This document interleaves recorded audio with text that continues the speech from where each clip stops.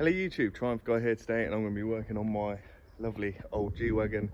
We're going to be replacing both sides of the track or tie end rods.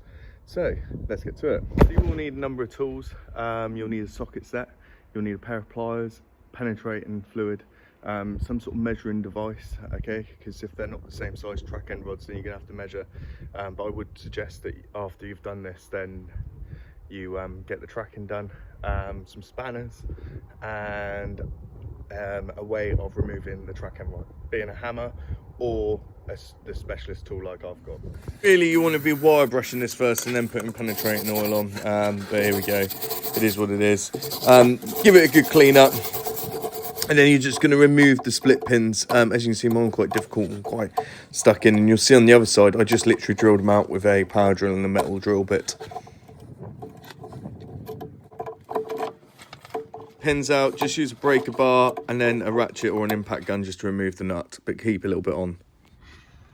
So there's four ways of taking this off. So first one is hit this bit only, not this, with a hammer. Just tap there, tap there, tap there, and it might come off. Bear in mind, look, I've left it loose on the bottom. The second way is getting some sort of pry bar. So if that doesn't work, get some sort of pry bar somewhere in there and lift it up. The other method is obviously just hitting the nut, which is the last resort, or you could use the specialist tool, and that's what I'm going to be doing.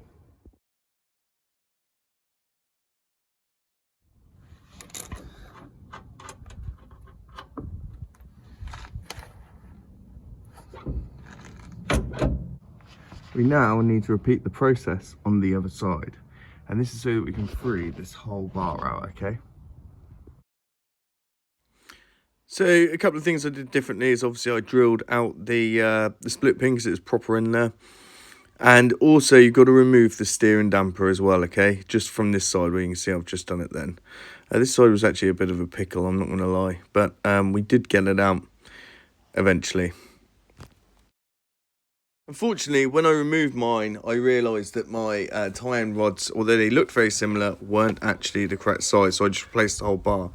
But if you were to do it, you just undo them. One's lefty-loosey and one's actually righty-loosey. And then you just count the amount of threads you put in and as you take them out, and then you do the same when you put them back in. If you're replacing the whole bar, then literally put the bars side by side and make sure that they line up. But I would still get it aligned by a professional at the end. So once they're in, what you may find with these aftermarket parts is that the hole is not, it's almost too low down on the thread. So I just used a really large washer, really thick washer. I went on eBay and got them, and I used that to act as a spacer. Don't worry, this is completely perfectly safe, and as long as you torque tighten these up to 90 Newton meters of torque, then you are on for a winner. Please use new split pins as well. I know I look like I'm using old ones. These were just in there to hold it tight while I had the washers arrived in the post, because before I was just using a stack of washers. Although this does seem like a very, very simple job, I can assure you that the issue you're going to have is when the track ends get stuck in. So please be persistent, and if you are planning on using your vehicle the next day, then I would 100% invest in the specialist tools to get them out, because they can be a complete nightmare to get out. If you have any questions, please make sure you put them in the comment section. I'll soon get back to you. But please make sure you like and subscribe for more videos on the W460 G-Wagon.